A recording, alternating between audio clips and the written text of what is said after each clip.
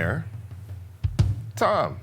Whatever label you want to give it, just know it exists. And it can exist in different ways. This is a sound, a tool, a drum, a concept that I actually got from playing in the band Snarky Puppy, and specifically from hanging around Robert Sput Searight. So big up to my big bro, Uncle Sput. We're gonna talk a little bit about what this is, how I get the sound, why I use this sound, and just maybe encouraging you to explore it.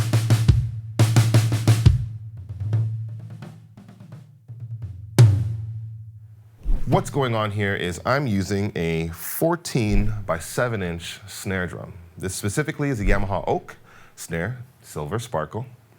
I believe this is Dave's personal baby, so thank you very much for letting me have the chance to explore with it. I really appreciate it. Right now, with this drum, I'm actually using a hydraulic head on top from Evans, and also the Hazy 300 on the bottom as well. The hydraulic head is actually a 2-ply head with a layer of oil in it. So if you're familiar with the 70s sound of music, that was a part of it, just getting that really kind of tubby, thick sound. Now, knowing Sput and knowing the kinds of things he's into, it totally makes sense. And I know there were a ton of drummers that were doing it before, but he was my main point of contact for connecting with the sound. The way that I go about achieving this sound is having a thicker head on top helps, and a regular snare head on the bottom is very important. Not a 1-ply head like an Ambassador or a G1 clear, for example, because you will not get the sensitivity of the snares when you turn the snare drum on, like this, right? You won't get that sound. It's very important to get this. So if you're not getting this, find your local music store, right? You know what to do.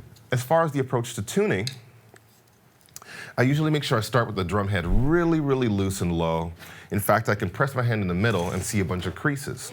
I start to tune it up a little bit by little, just each lug, making sure whatever, either cross pattern or just like counterclockwise, clockwise, whatever you choose, but making sure that I'm getting the wrinkles out. From that point, I'm starting to find a couple of lugs that are in the right pitch zone that I want, and I just tighten them up a little bit and make them sound similar. After that, I also make sure that the bottom head is not too loose or too tight, right?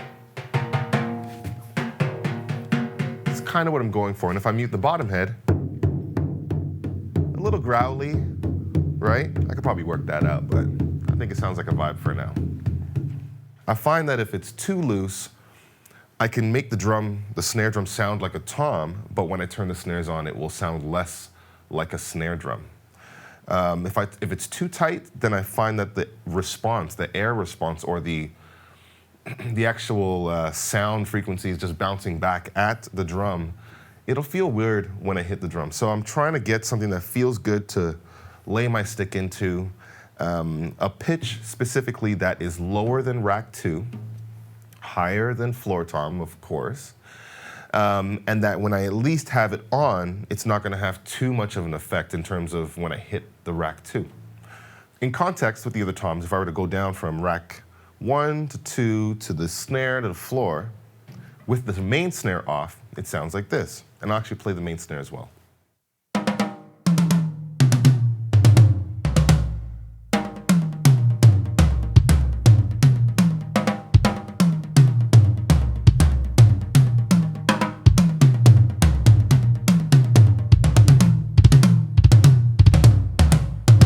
Snares on.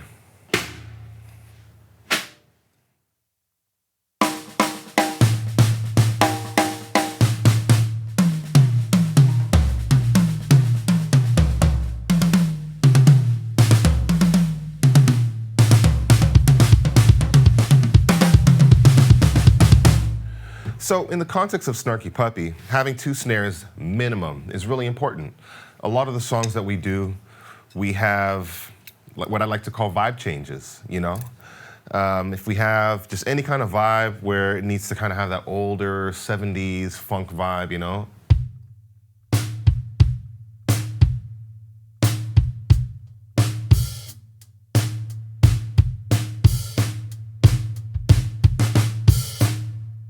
Kind of like a Motown thing. Or If I need to play something like, let's say the sleeper, if I can remember it, because it's been so long.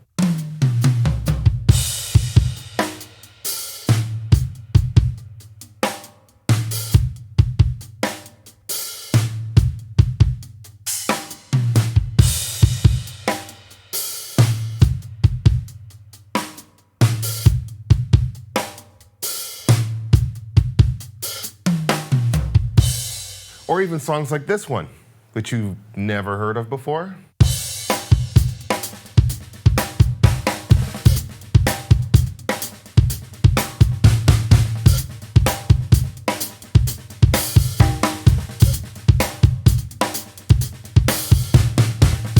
So having a different snare sound within the groove helps to vary up what you hear. You still hear a snare, it's still kind of helping to drive the music, but it's a different version. Also, that's why I love having a different color snare head as well. I don't know, it's just a vibe for me to have this black hydraulic in the mix, you know? And so another way that I use this drum is mostly I turn it off. And I use the back end of my stick and I pitch bend the drum.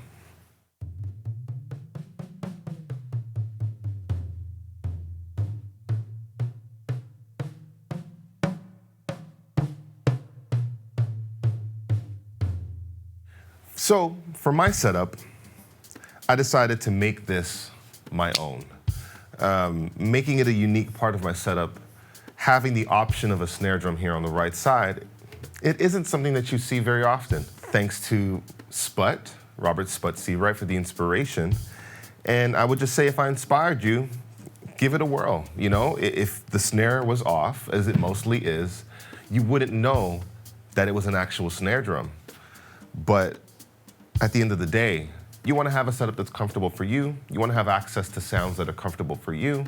If you want to put a popcorn snare, 10-inch, whatever you got here, do it. You want to put an electronic pad here or a stack right here, do it. Take the time, explore, and expand.